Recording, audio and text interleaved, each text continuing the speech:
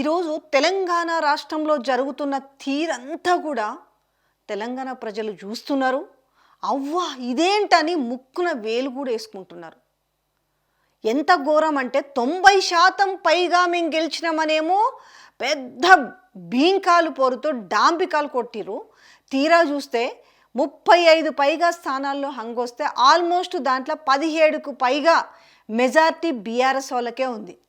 లేలే అది ఎట్లా ఒప్పుకునేది లేదు. మీరు ఏం చేస్తారో చేయరు, ఎట్లా గుంజుకొస్తారా, కొడతారా, తంతారా, బెదిరిస్తారా, పైసలు ఇస్తారా, ఏమన్నా చేయరు. కానీ మొత్తానికైతే మనమే కైవసం చేసుకోవాలని చెప్పేసి హుకుం జారీ చేసిన విధానం కనబడతలేదా ఇవాళ తెలంగాణ రాష్ట్రంలో?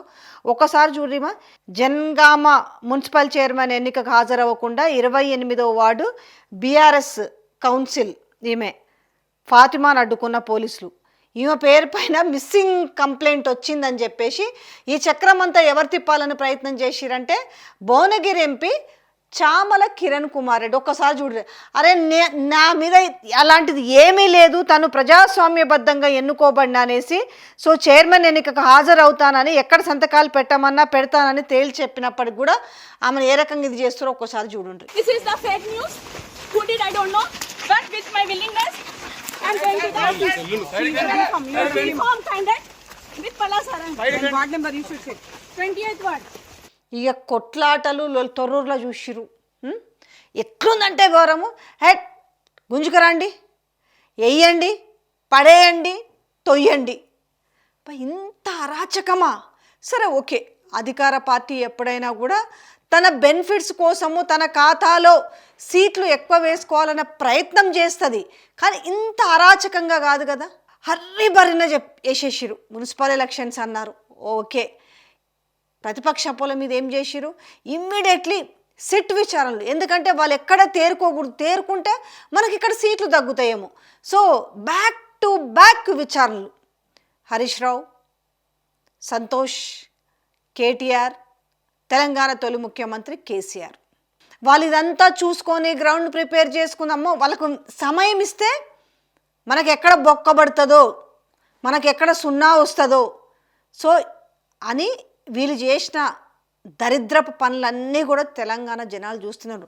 ప్రతిదీ కూడా కౌంట్ అవుతుంది, ఎవ్రీథింగ్ కౌంటే. ఇవాళ కౌంట్ అవ్వదు అనుకుంటారేమో కానీ ప్రతిదీ కూడా ప్రజలు ఈరోజు ఈ జనరల్ ఎలక్షన్స్ వరకు జరిగే ఎలక్షన్లో సో ఎందుకంటే అధికారం, అంగబలం, అర్ధబలం అన్నీ ఉంటాయి కాబట్టి పాక్షికంగా సునకానందం పొందే విధంగా రిజల్ట్ను సంపాదిస్తుండొచ్చు. కానీ దాని తర్వాత అసలైనది ఒకటి ఉంటుంది కదా, ఆ అసలైన దాంట్లో ప్రజలు ఏం ఆలోచించాలో అది ఆలోచిస్తారు కదా. నిజంగా నేను ఒక్కటే అడుగుతున్నా, మీకు 90% పైగా మేము స్వీప్ చేసుకొచ్చినామన్నారు కదా. మీరు స్వీప్ చేసుకొస్తే ఇవాళ ఈ పరిస్థితి ఎందుకు ఉంటుంది అసలు? ఈ స్వీప్ చేసుకొచ్చిన నేపథ్యంలో ఇవాళ ఎందుకు ఈ కిడ్నాప్లు, ఎందుకు వీళ్ళకు ఈ క్యాంపులు, ఎందుకు ఎవరో చేజారిపోతారనే భయం ఎందుకు, లేదంటే ఈరోజు బీఆర్ఎస్ పార్టీ నుంచి లాక్కోవాలనే ఇంతటి దౌర్భాగ్య చర్యలెందుకు? తొర్రూరులో ఉదయం నుంచి చూస్తున్నాం కదా ఏం జరుగుతుందో. ఎంత దారుణమైన విషయం అంటే వరంగల్ ఎంపీ కడియం కావ్యకు సంబంధించిన విషయం చూస్తున్నాం కదా. ఎక్స్ అఫిషియో ఆ తొర్రూరు మున్సిపాలిటీ గురించి లేని మెజార్టీని సంపాదించడం కోసం ఒకటి వచ్చేసి ఆమె ఎక్స్ అఫిషియో ఓటు ఒకటి యశస్విని రెడ్డి ఉంది.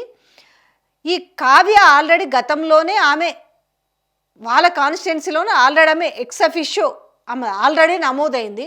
మళ్ళీ ఎట్లా నమోదవుతుంది? పోనీ ఆమెకు అక్కడ ఓటు హక్కు కూడా లేదు తొర్రూరులో. ఇంకా ఎంత ఘోరమైన చర్యను మీరు చూస్తున్నారు, ఎంత దిగజారి బిహేవ్ చేస్తున్నారు అనే విషయానికైతే స్పష్టంగా అర్థమవుతుంది కదా. బహిరంగంగా దొంగల్లాగా దొరికినప్పటికి కూడా అరే మీకు ఇది కాదురా నాయన, మీరు ఇట్లా చేస్తురు అని చెప్పి పొద్దున్న నుంచి పాపం ఎంత ప్రయత్నం చేస్తురు. అయినప్పటికీ కూడా పోలీసు వాళ్ళు బీఆర్ఎస్ వాళ్ళని తరిమి కొడతారు. ఈ కాంగ్రెస్ నిజంగా చెప్పాలంటే గూండాలు అనే మాట ఎందుకు వాడాల్సి వస్తుందంటే ఆ జరుగుతున్న చర్య ఆ విధంగా ఉంది. ఘోరంగా ఆ కాంగ్రెస్ కార్యకర్తలు గూండాల్లాగా బిహేవ్ చేస్తూ అక్కడ ఆయన సీనియర్ లీడర్ ఉన్నారు కదా ఎర్రబెల్లి దయాకర్ రావు పైన ఏ రకంగా దాడి చేస్తారో చూస్తున్నాం కదా. ఇంత ఇంతకు తెగబడి ఇంతకు దిగజారినరంటే వాళ్ళకు ఇన్నర్లో సాటిస్ఫాక్షన్ లేదు రేవంత్ రెడ్డికి. అది ఆయనకు తెలుసు. ఎంత పాపం ఈయనను మొయ్యాలని ఎంత ప్రయత్నం చేసినా రాధాకృష్ణ అది అవుతలేదు. పొట్టోడు మళ్ళీ ఉట్టిండు, గట్టోడు మళ్ళీ లేచిండు, ఆయన ఒక్కడే అతనొక్కడే, లేకపోతే నేనే రాజు నేనే మంత్రి. లేదు దాన్ని చాలా మిస్అండర్స్టాండింగ్ చేసుకొని రాతలు రాసిరని మాట్లాడుతారు. అరే మిమ్మల్ని మీరే ఆ మాటను రాసింది ఎవరో కాదు, మీ రాధాకృష్ణనే రాసిండు, ఎవరో కాదు. పాపం ఆయనకు బాధ ఎక్కువయ్యి మిమ్మల్ని లేపే ప్రయత్నంలో రాసిండో ఏమో తెలియదు బాధాకృష్ణ. సోషల్ మీడియా గురించి మాట్లాడుతుండే, ఎందుకంటే సోషల్ మీడియా ఈ మధ్యలో లెఫ్ట్ రైట్ వేసుకుంటారు కదా రాధాకృష్ణని. మీ తొలి పలుకులు, మీ చిల్లర పలుకులు అని మాట్లాడుతున్న నేపథ్యంలో మాట్లాడుతున్నాం కదా మేము. అందుకే మీకు ఎక్కడో కాలినట్టుంది. ఇవాళ అస్సలు సాటిస్ఫాక్షన్ లేదు. గ్రౌండ్లో ఎంత నెగిటివిటీ ఉందో చూస్తురు కదా.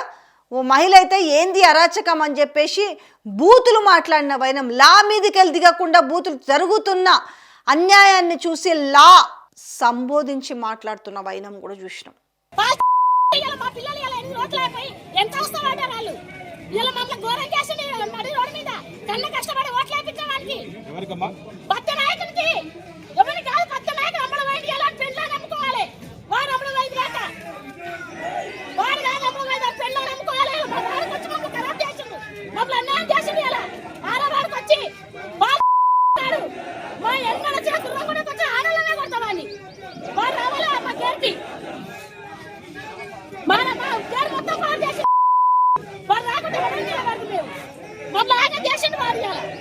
ఏమాత్రం వీళ్ళకు అసంతృప్తి ఉంది, అనుకున్న రేంజ్లో సీట్లు గెలవలేకపోయామనే విషయంలో ఇవాళ జరుగుతున్న పరాకాష్టే దీనికి కారణం. కాంగ్రెస్ గూండాలు అందామా, లేకపోతే ఇది రేవంత్ రౌడీయిజం అనాలా? ఏది ఏమైనా చేసేసి ఈ 30లో మేమే బాగా వేయాలని చూస్తున్నారా, లేకపోతే బీఆర్ఎస్తో దోస్తాను కలిపి చేస్తున్నా ఆల్రెడీ బయటపడింది కదా. మొన్నటిదాకా బీఆర్ఎస్ తర్వాత బీజేపీ ఒకటే, బీఆర్ఎస్ బీజేపీ ఒకటే అని చెప్పేసి ఈరోజు బీజేపీతో దోస్తాన్ చేసి మరి ఆ లవ్లో ఉన్న విషయాన్ని ఏమని చెప్పాలి? ఇవాళ బయటకు వచ్చింది కదా. ఆ ప్రేమ వ్యవహారం అయితే బయటకు వచ్చినట్టే కదా బాజాప్తా. ఏం సమాధానం చెప్తారు ఈరోజు తెలంగాణ ప్రజలకు? సో ఇది పరాకాష్ట. తెలంగాణ ప్రజలు కొంచెం ఆలోచించరు, ఎందుకంటే మళ్ళీ మీకు ఇమ్మీడియట్లీ జెడ్పీటీసీ ఎంపీటీసీ వస్తే, ఎందుకంటే ఇప్పటికే చావు తప్పి కన్ను లొట్టబోయింది కాబట్టి ఇప్పుడు కనుక పెట్టలేదనుకో ఇంకో 4-5 నెలల ఆలస్యం అయితే ఇవి కూడా రావు. కాబట్టి సో ముందుగానే దీపం ఉండగానే ఇల్లు చక్కబెట్టుకుందాము. కొంచెం ఈ హాట్ దాంట్లో ఎట్లనో కొత్త వాళ్ళకి రైతు భరోసా వేసి పడేస్తే మనకి ఓట్లు రాలుతాయి అని చెప్పేసి ఈ హడావుడి కార్యక్రమం మొదలైంది. కాబట్టి ఈ జరుగుతున్న ఒక దరిద్రమైన పరాకాష్టను చూసైనా తెలంగాణ ప్రజలు రియలైజ్ అయితే బాగుంటుందేమో మరి.